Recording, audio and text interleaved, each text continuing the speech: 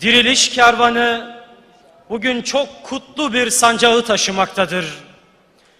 Bu sancak Allah'a iman sancağıdır. Bu sancak insanların putların önünde eğilmemesi için, bilakis onları yerle bir etmesi için açılan bir hakikat sancağıdır. Ve bundan yıllar önce bu salon o sancağı açan gemiyi misafir etmişti. O kutlu gemiyi misafir etmişti. Mavi Marmara'ya ev sahipliği yapmıştı. Ve bugün de Diriliş Kervanı'na ev sahipliği yapıyor. Şimdi huzurlarınıza Diriliş Kervanı'nın önderlerinden, hocalarımızdan İhsan Şen Ocak hocamızı davet ediyorum. Buyurun hocam.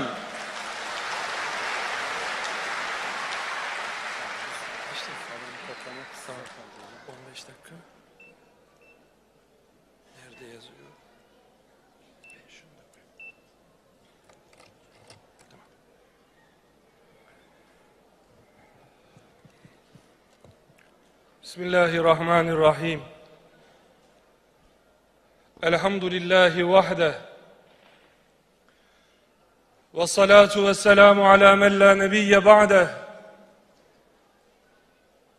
İslam'dan başka sığınak, barınak tanımayan Hz. Muhammed sallallahu aleyhi ve sellemin muazzez ümmeti, hepinizi hürmet ve muhabbetlerimle selamlıyorum. Esselamu aleyküm ve rahmetullah.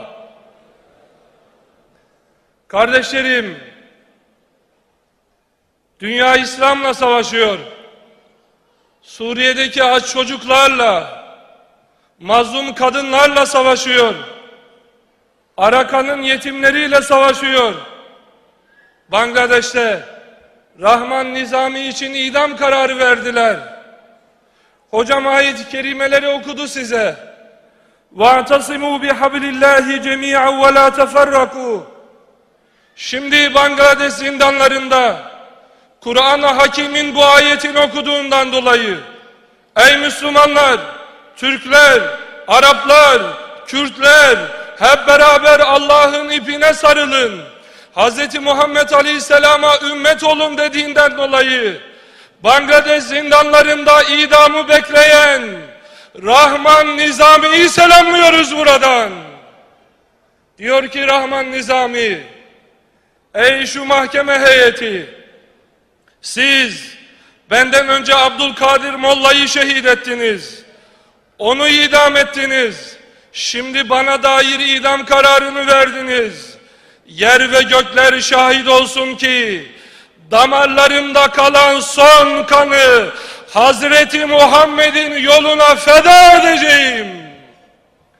Kardeşlerim, onlar orada canlarını veriyorlar. Hayatlarını ortaya koydular.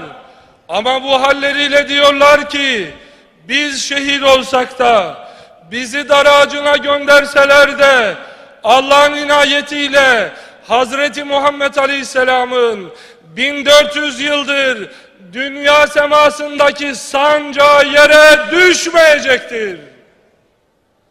Kardeşlerim, Antalya'dan, Anadolu'dan, Fatih'in, Yavuz Sultan'ın yurdundan Mısır'ı selamlıyoruz. O kadınlar Ummu Şerik gibi radıyallahu anha Mekke sokaklarında Allah ve Resul davasından bahsetti diye aldılar onu. Allah'tan bahsetmek yasak dediler. Kur'an-ı Hakim'e çağırmak yasak dediler. Ummu Şerik'i çöle çıkardılar. Aç bıraktılar, susuz bıraktılar. Zehebe akli ve sem'i ve basari. Aklımı kaybettim. Görmüyor gözlerim, kulaklarım duymuyordu. Ama sadece onlar bana Hazreti Muhammed Aleyhisselam'ın yolundan döndün mü diye baskı yaptıkları zaman elimi kaldırıyordum. Dilim dönmüyordu da parmağımla La ilahe illallah Muhammedur Resulullah diyordum. Şimdi Rabia meydanlarından Mısır zindanlarına gönderilen Ummu Şeriklerin çocukları, Antalya'nın kadınları sizi selamlıyor.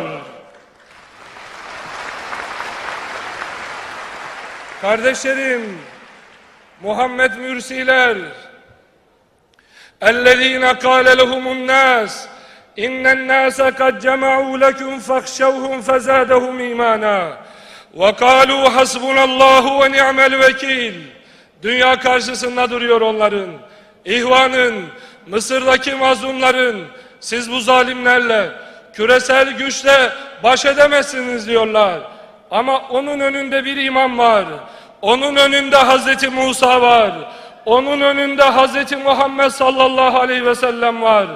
وَاَنَا اخْتَرْتُكَ فَاسْتَمِعْ لِمَا يُوحَى İnneni enallahu la ilahe illa ene fa'budni ve akimis salate li zikri. Hz. Musa'yı peygamber yapınca Allah Azze ve Celle, namaz kıl, beni hatırla, Firavun'un karşısına çıktığın zaman ve akimis salate li zikri, Firavun'un sarayını titretmek için namaz kıl, beni orada hatırlamak için namaz kıl. Allahu Ekber'in mana ve mefhumuna sadakat göstermek için namaz kıl. Orada İz bin Abdüsselam'ımız var. Bir bayram günü Mısır'da saraya gider. Sarayda hükümdarı bekliyorlar. Valiler orada, kumandanlar orada, bürokratlar orada. Devlet başkanı çıkınca dışarıya valiler, kumandanlar secdeye kapanırlar. Birisi elini kaldırır. Hz. Muhammed Aleyhisselam'ın öğrencisi İz bin Abdüsselam, Muhammed Mürsi'nin hocası İz bin Abdüsselam der ki, insanın karşısında o başlarınızı neden eğiyorsunuz? Ey hükümdar der, Allah sana Mısır'ı emanet olarak verdi. Fakat sen meyhanelerle doldurdun. Allah'a bunun hesabını nasıl vereceksin? Der ve medresesine gider. Mısır'da bu haber konuşuluyor.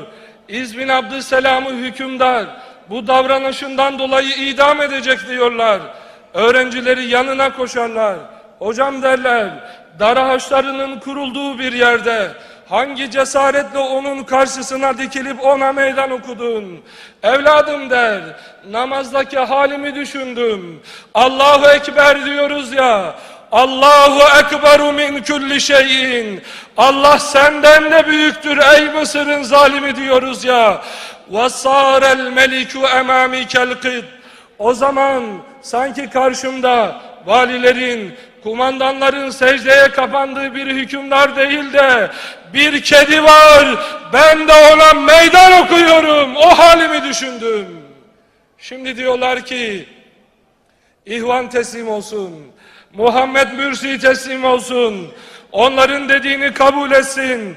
Ölürken dili dönmediğinden dolayı hastanenin içerisinde ilaç kutusunu isteyip kalemle son nefeslerini verirken o ilaç kutusunun üzerine La ilahe illallah Muhammedur Resulullah yazıp ruhunu teslim edenler zalimlere teslim olmayacaklar Allah'ın inayetiyle.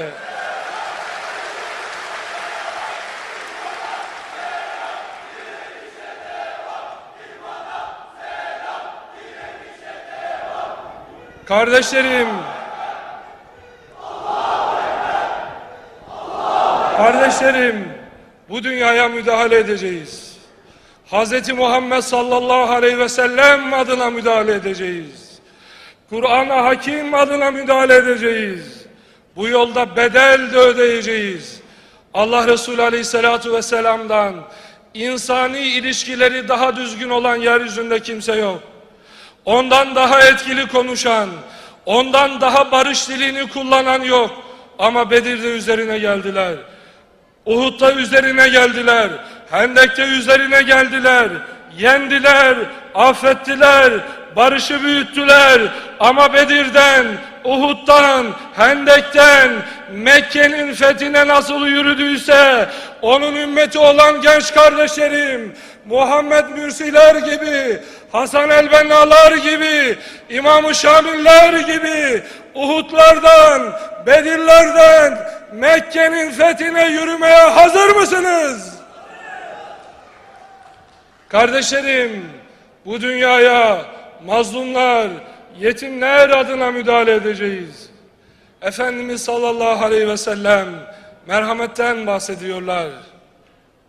Önceki milletlerden bahsediyorlar. İmam Müslim rivayet ediyor. Birisi gidiyor buyuruyor sallallahu aleyhi ve sellem. Önünde bir kuyu, kuyuya iner, su içer, dışarıya çıkar. Orada bir köpek görür. İner kuyuya, ayakkabısını su doldurur, ağzına alır. O halde o hayvana verir. Allah Teala ondan dolayı onun günahlarını affetti buyurdu. Ashab-ı kiram radıyallahu anhum efendilerimiz, ya Resulallah dediler, bir hayvana yapılandan dolayı ecir var mıdır? Sadaka var mıdır? Sevgililer sevgilisi aleyhissalatu vesselam, fi kulli kebidin ratbetin sadaka, ecrun, her o canı olan hayvana yapılandan dolayı sadaka var, ecir var. Ashab-ı kiram radıyallahu anhum giderlerdi, birbirlerinin evlerini basarlar, ellerindeki ekmekleri alırlardı. Fakat onlar Medine sokaklarında Hazreti Muhammed Aleyhisselam'ın devrimine şahit olduktan sonra öğlenin sıcağında hammallık yaptılar, yük taşıdılar, yetimlerin sofralarına ekmek götürdüler. Ömer bin Ubeydillah rivayet ediyor, diyor ki, bir gün sokakta baktım, Afrikalı birisi oturmuş, Afrikalı bir Müslüman, Hz. Muhammed'in öğrencisi sallallahu aleyhi ve sellem, bir lokma ağzına koyuyor, bir lokma önündeki köpeğe veriyor. Dedim ki, ehadel kelbu kelbuk, bu senin köpeğin midir? Hayır dedi. Peki o halde bu ekmek sana yetmez, neden o hayvanla paylaşıyorsun? Beni Hazreti Muhammed sallallahu aleyhi ve sellem terbiye etti. O hayvan aç bana bakarken ağzıma ekmeği koymaktan haya ediyorum. Kardeşlerim, Suriye'de çocuklar aç ölüyorlar. Bağdat seyrediyor, Londra seyrediyor, New York seyrediyor. Ey genç kardeşim, sen geleceksin, bu dünyaya müdahale edeceksin. Biz geldiğimiz zaman değil insanlar, köpekler bile aç olmayacak diyeceksin.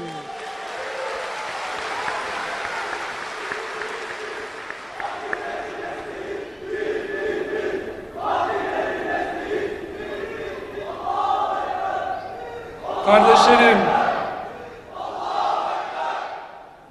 muhterem hocam, Üstadım Selman Nedvi biraz önce size Ribi'den bahsetti.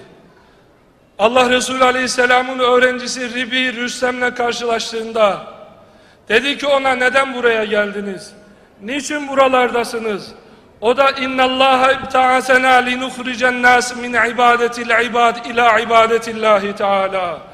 Allah Teala bizi, insanları kullara kulluktan Allah'a kulluğa memur kıldı. Onun için buraya geldim. Sana hakkı anlatmaya geldim. Mughire bin Şube'ye sormuştur Rüstem, neden buradasınız? Eskiden açtınız, dilenciydiniz, gelirdiniz, size verirdik biz. Şimdi bu orduyla neden buradasınız? Onlar dediler ki, bize Hazreti Muhammed kardeş yaptı. Ümmet olduk, innemel mu'minune ihva. Önceden vahşi hayvanlar gibiydik. Sofralardan yetimlerin ekmeklerini alırdık. Ama şimdi İran saraylarını sarsıyoruz. Hazreti Muhammed buyurdu ki sallallahu aleyhi ve sellem, la kisra ba'de kisra. Bundan sonra kisra olmayacak, gelmeyecek. Bundan sonra zulüm olmayacak. Kardeşlerim, eğer sizler Ribi gibi Hazreti Muhammed'in okulunda onun esaslarıyla yetişirseniz, Mughire gibi olursanız 30 binlerle 150 binlik orduları sarsacak. Buradan Mavi Marmara'yı göndermiştiniz, şehitler verdiniz. Ama Ribi gibi olursak, Saat gibi olursak, Antalya'dan, Adana'dan, Hindistan'dan, Leknev'den, Kudüs'e seferler olacak. Biz geldik, Şimon Peres diyeceğiz Allah'ın inayetiyle.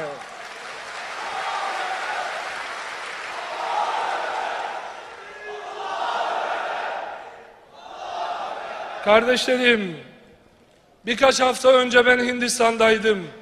Daha önceki yıllarda Nurettin hocamla gitmişti. Dünyanın en büyük ilim hareketi orada.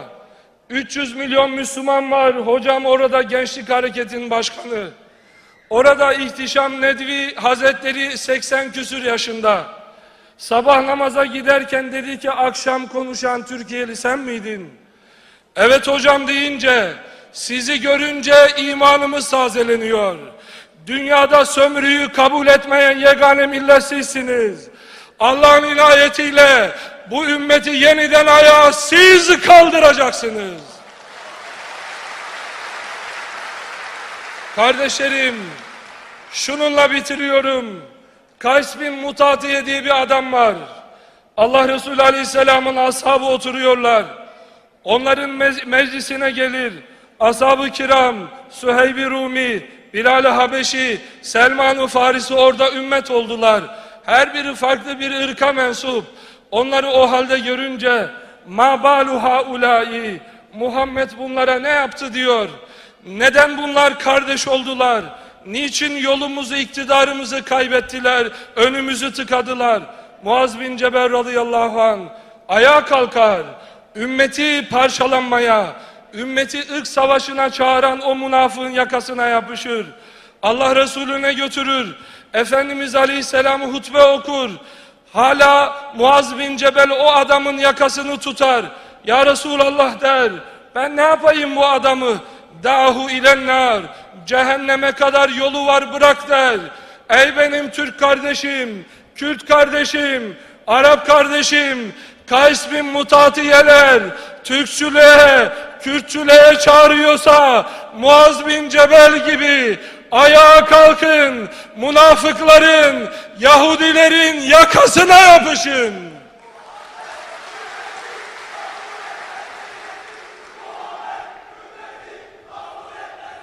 Kardeşlerim, Nijeryalı bir kardeşimle karşılaşmıştım. Dedi ki hocam, alem İslam sizi bekliyor.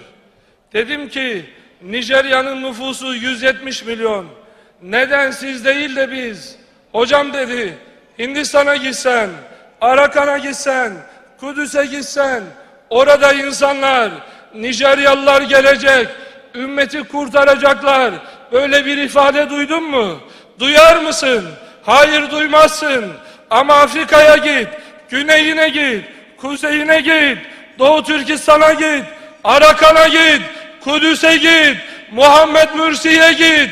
Alemi İslam'ın kilitlerini, ümmetin zincirlerini kim kıracak diye sor. Osmanlı'nın çocukları diyecekler. Onun için ayağa kalkacaksınız. Allah'ın selamı üzerinize olsun. Esselamu Aleyküm ve Rahmetullahi ve Berekatuhu.